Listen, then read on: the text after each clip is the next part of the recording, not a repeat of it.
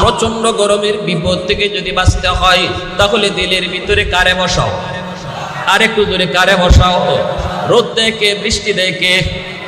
এ যুবক, তুমি যদি নিজের ইচ্ছায় বৃষ্টি নামাইতে চাও, দুবাইয়ের বাদশা, আরব আমিরাতের বাদশা নিজে কৃত্রিম ভাবে বৃষ্টি নামাইতে চায়, তাহলে একদিন দুর্বল হয়ে গেল। আল্লাহ বলে আমি বৃষ্টি দেই, আমি খাওয়াই, আমি পালি, আমি তোমারে বাঁচাই।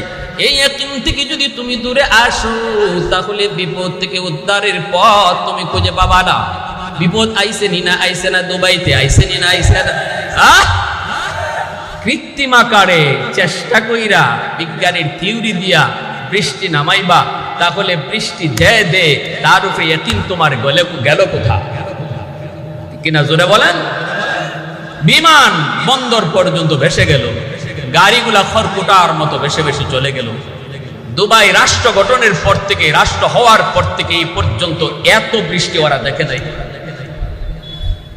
এজন্য বাইরা বন্ধুরা মনে রাখবারে, যুবক, তোমার আমার সামনে বিপদ আসবে, বিপদ আসবে, সমস্যা আসবে। সমস্যা সমাধানের জন্য তোমাকে একমাত্র এক জায়গায় যাওয়া লাগবে। সেই জায়গাটা হলো আল্লাহর দরবার।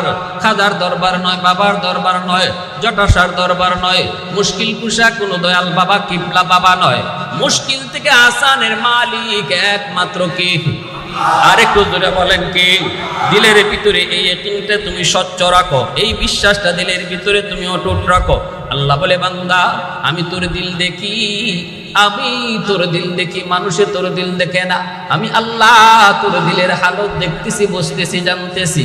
আল্লাহু আলিমুম বিযাতিস সুদূর।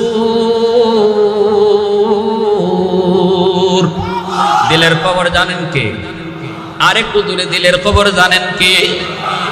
রব্বুল আলামিন। তিনি বলেন, বান্দা, আমি যদি দেখি বিপদ দেওয়ার পরও তুমি আমার শুকরিয়া আদায় করো, বিপদ থেকে উদ্ধারের জন্য আমি আল্লাহর কাছে তুমি চাও, বিপদ থেকে উদ্ধার হওয়ার জন্য আমার কাছে তুমি প্রার্থনা করো, তাহলে বিপদ যিনি দেয় তিনি তো বিপদ থেকে উঠায়, ঠিক কিনা?